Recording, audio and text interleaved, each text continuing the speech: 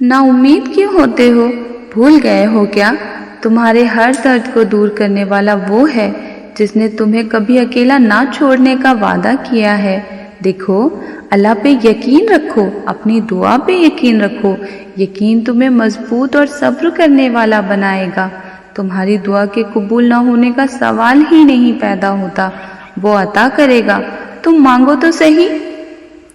जहाँ तुम्हारी सोच और तुम्हारे तमाम जरिए नाकाम हो जाते हैं, वहाँ फिर अल्लाह के जरिए तुम्हारे लिए मोज़िज़े बनते हैं। मेरा रब कहता है, ना उम्मीद ना होना, मोज़िज़े हमेशा मुश्किलों में ही होते हैं।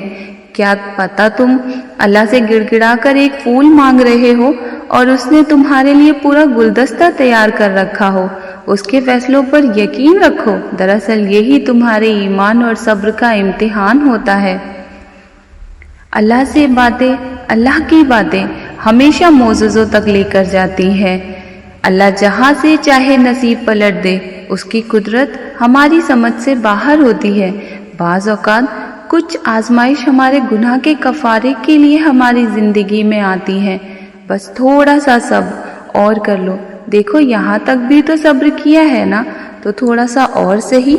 हो सकता है वो तकदीर बदलने वाला लम्हा बस सामने हो सकता है बस अगले कदम पर ही मोज़िज़े हो जाए। खुदा पे भरोसा करते हो ना, तो फिर क्यों अपनी किस्मत से डरते हो? यकीन रखो, वो आपको लड़खड़ाते हुए देख तो रहा है, मगर कभी गिरने नहीं देगा, क्योंकि वो अल्लाह 70 माओं से ज़्यादा अपने बंदे को चाहता है। जब एक माँ अपने बच्चे को रोता हुआ नहीं देख सकती, गिरता हुआ नहीं देख सकती, तो अल्लाह कैसे अपने बंदों को रोता हुआ देख सकता है?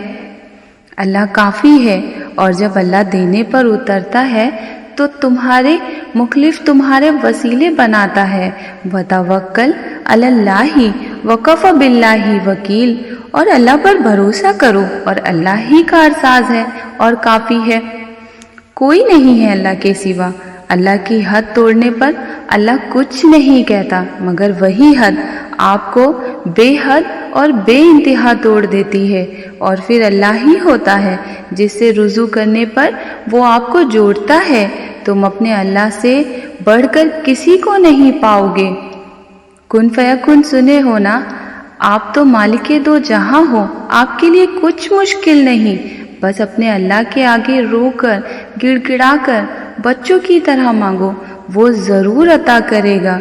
अल्लाह, जो चीज़ मेरे मुकद्दर में नहीं है उसमें मुझे मुब्तला ना कर, और जो चीज़ मेरे मुकद्दर में है उसे मेरे लिए बेहतर और आसान फरमा दे। सजदे के वक्त जागे तो बहुत से लोग होते हैं, लेकिन तहज्जुद पढ़ने की तौफीक सिर्फ उसी की होती है जिसे अल्लाह चुनता है। अगर अल्लाह ने तुम्हें तहज्जुद तक लेके आया है तो समझ जाओ कि अल्लाह तुम्हारी चाह को तुमसे मिलवाने की तैयारी कर रहा है। मेरा रब, मेरा ईमान है उस बात पर है कि जो मेरा रब करता है वो हमारे हक में बेहतर होता है, और यही बात इंसान को पुरसुकून करती है कि मेरा अल्लाह एक दिन सब बेहतर करेगा। कितना सुकून देती है ना ये आयत। काला ला तखाफा इन्ननी आकमा अस्मऊ व आरा। अल्लाह ने फरमाया, डरो नहीं, मैं तुम्हारे साथ हूँ, तुम्हें सुन भी रहा हूँ और तुम्हें देख भी रहा हूँ। जब दिल थक जाए ना, तो जान लो कि आसमान से तुम्हारी मदद के लिए कबूलियत का कोई ना कोई दरवाज़ा खुलने वाला है।